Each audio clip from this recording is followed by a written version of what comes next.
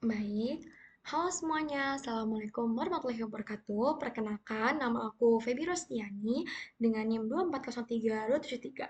So, hari ini aku akan membahas mengenai klasifikasi ADHD.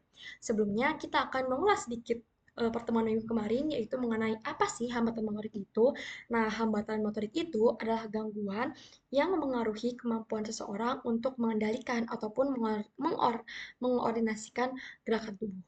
Nah, sebenarnya apa sih penyebab dari ADHD itu sendiri?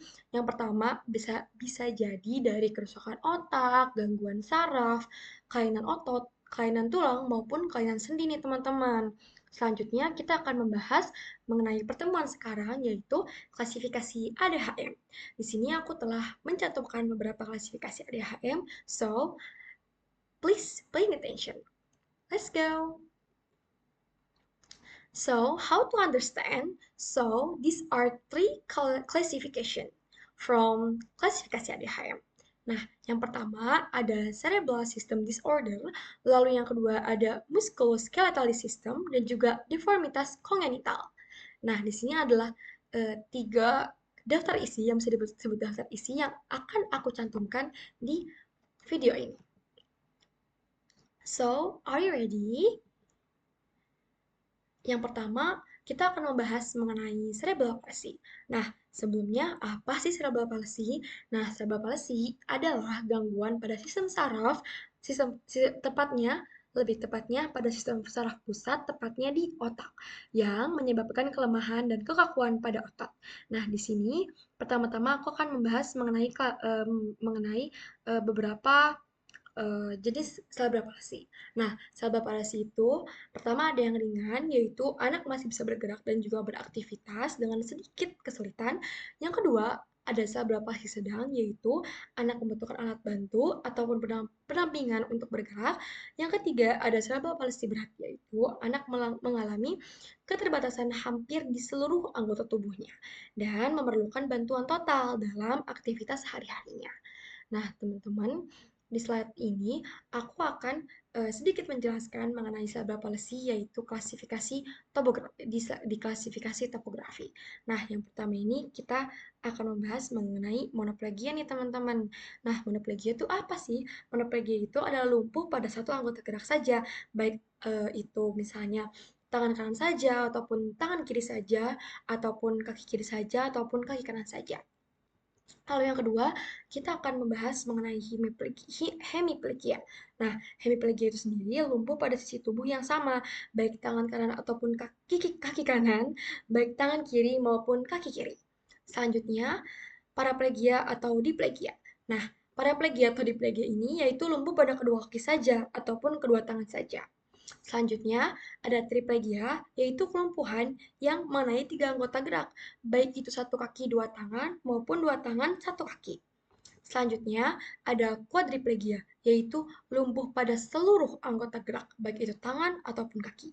Nah, di sini aku akan mencantumkan salah satu gambar di mengenai contoh dari klasifikasi topografi ini sendiri. Nah, di sini ada monoplegia ya teman-teman, ada hemiplegia, diplegia, ada paraplegia, dan juga quadriplegia. Oke, selanjutnya kita akan lanjut ke cerebral palsy mengenai klasifikasi yang fisiologi, yaitu kelainan geraknya.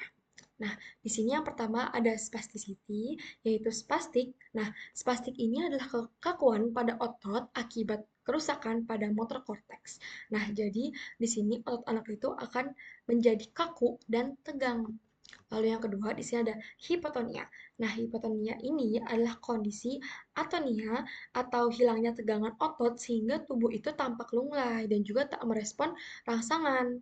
Lalu yang ketiga ada atetosis. Nah, atetosis ini merupakan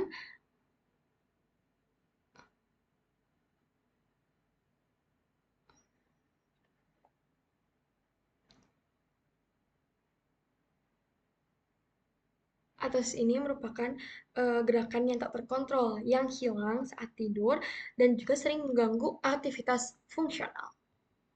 Lalu di sini ada ataksia.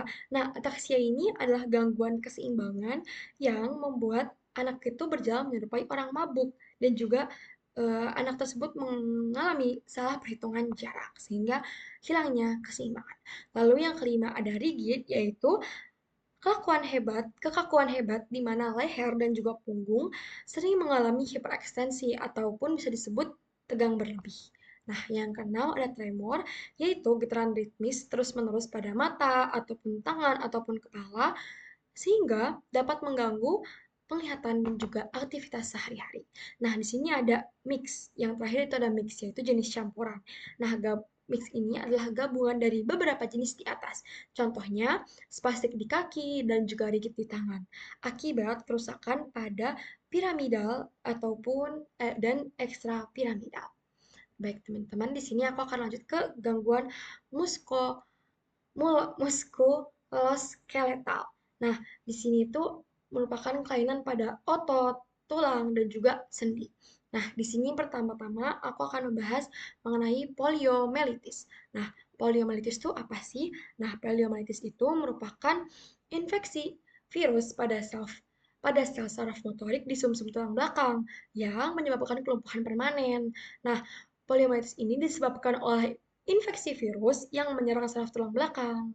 Nah, di sini bisa dilihat contohnya teman-teman di sini um, ciri-cirinya yaitu ada perbedaan ukuran kaki dan juga anak itu bisa mengalami kesulitan berjalan tanpa alat bantu. Selanjutnya kita akan membahas mengenai spina bifida. Nah, spina bifida ini merupakan kelainan bawaan di mana tulang belakang tidak menutup secara sempurna saat janin berkembang. Ciri-cirinya, saraf tulang belakang bisa terekspos dan juga mengganggu fungsi motorik terutama pada bagian kaki. Di sini kita bisa lihat di foto ini ada benjolan di bagian belakang, nah itu yang disebut spina bifida. Selanjutnya, yang ketiga ada muscular dystrophy. Nah, muscular dystrophy ini disebabkan sebenarnya penyakit ini tuh bersifat genetik dan menyebabkan otot menjadi lemah secara bertahap. Ciri-cirinya, semakin lama ototnya semakin sulit digerakkan, sering kesulitan berdiri, naik tangga, ataupun mengangkat benda. Selanjutnya, kita akan membahas mengenai kelainan bentuk anggota tubuh. Nah, di sini kita akan membahas yang pertama yaitu ada sindactylus. Sindactylus yaitu kelainan di mana salah satu tulang, maaf, Sindactylus yaitu jari tangan ataupun kaki yang menyatu seperti berselaput. Di sini kita bisa lihat jari tengah dan juga jari manisnya itu menyatu dan menempel seperti berselaput. Nah, lalu yang kedua ada polydactylus, yaitu kondisi di mana anak memiliki jari tambahan.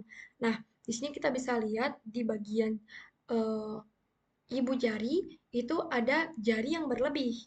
Selanjutnya, ada spondylosis, yaitu kondisi di mana anak itu memiliki kelainan tulang bahu yang meninggi dan juga ataupun menumpar ya, ataupun terputar yaitu scapula meninggi sehingga leher tampak pendek. Di sini kita bisa lihat di anak ini bahwa eh, tulang bahu yang kirinya itu lebih tinggi daripada tulang bahu yang kanan gitu teman-teman. Dan juga ada torticollis yaitu kondisi leher miring ke satu sisi akibat ketegangan otot leher yang tidak simetris. Baik, selanjutnya kita akan lanjut ke dislokasi panggul, yaitu di mana terjadinya kepala sendi paha keluar dari mangkok sendi menyebabkan anak itu berjalan pincang. Lalu ada genera curvatum, yaitu kondisi di mana lutut itu membengkok ke belakang akibat gangguan pada otot quadriceps femoris. Lalu selanjutnya ada